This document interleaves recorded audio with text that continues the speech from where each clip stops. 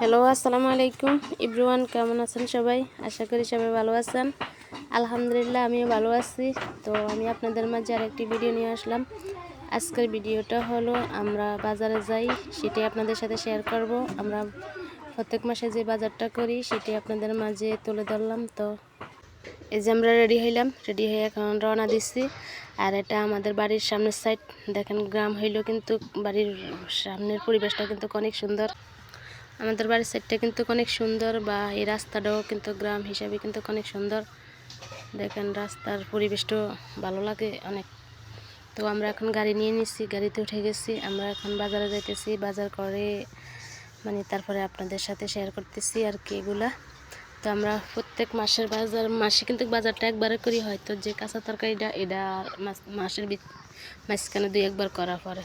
তো আমরা কি বাজার করলাম সেটি আপনাদের সাথে শেয়ার করতেছি। তো এখন আমি কিন্তু বাজারটা আস্তে আস্তে আপনাদের সাথে বাজারগুলো শেয়ার করতেছি। এখন আস্তে আস্তে সব কিছু বের করতেছি আর আপনাদেরকে দেখাইতেছি। আপনারা একটু সবাই পাশে থাকবেন।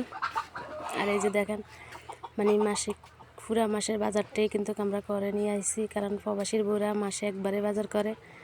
তো দেখেন, এগুলো আমরা নামাইতেছি আর কি কি করছি সেগুলি আপনাদের মাঝে তুলে ধরলাম।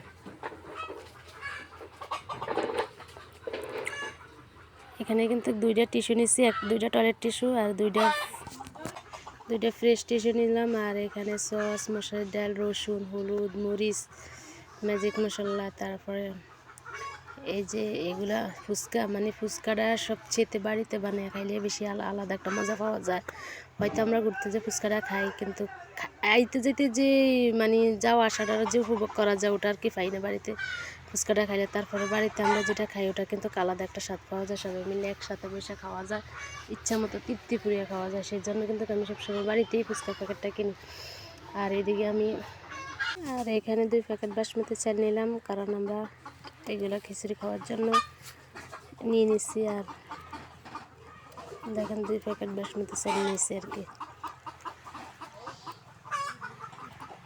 আর এখানে লবণটা আর কি, লবণ, দুধ আর ময়দা নিচ্ছি 12 কেজি, কারণ শীতকালে রুটিটা খাইতে একটু আলাদা ভালো লাগে। শীতকালে শাক সবজি সব কিছু আলাদা একটু স্বাদ, সেই জন্য একটু বেশি করে নিলাম।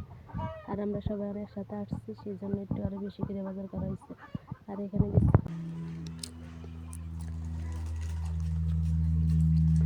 এখানে কিন্তু আমি চানাচুর বিস্কুট নিয়ে নিচ্ছি আলাদা আলাদা করে। তো দেখেন, আর এখানে 5 কেজি পেঁয়াজ নিচ্ছি।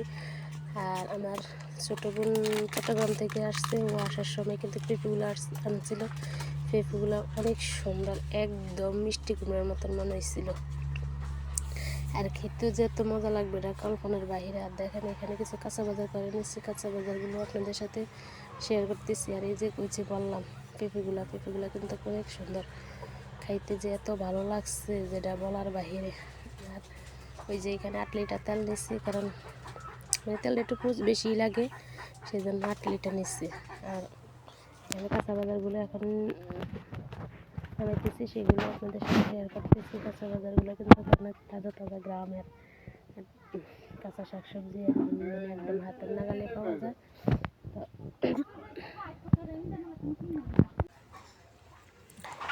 এই যে আর 10 কেজি আলু নিয়েছি, সকালে রুটির সাথে খাওয়ার জন্য। 5 কেজি আলু নিয়েছি সাদাটা, আর 5 কেজি আলু নিয়েছি লালটা। আর এই যে বললাম যে মিষ্টি কুমড়োর মতন একদম দেখতে পেঁপেগুলো হয়েছে।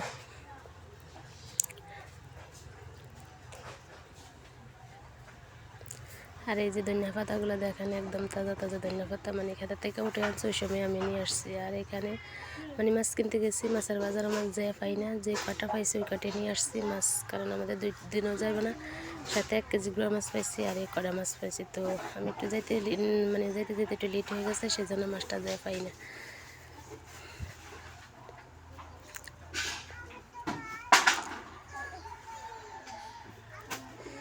এই যে এখানে আমাদের এদিকে এই মাছগুলার বলে কই মাছ। তো এখানে কই মাছ নিয়েছি আর কি 1 কেজি, আর সাথে মুরগি নিয়েছি 10 কেজি ব্রয়লার মুরগি, এগুলো ওই বিরিয়ানি খাওয়ার জন্য, চিকেন চাপ খাওয়ার জন্য, সেই জন্য নিলাম আর কি ব্রয়লার মুরগি। আর এখানে 1 বস্তা চাল নিয়েছি, কারণ আমাদের প্রত্যেক মাসে 1 বস্তা করে চাউল লাগে।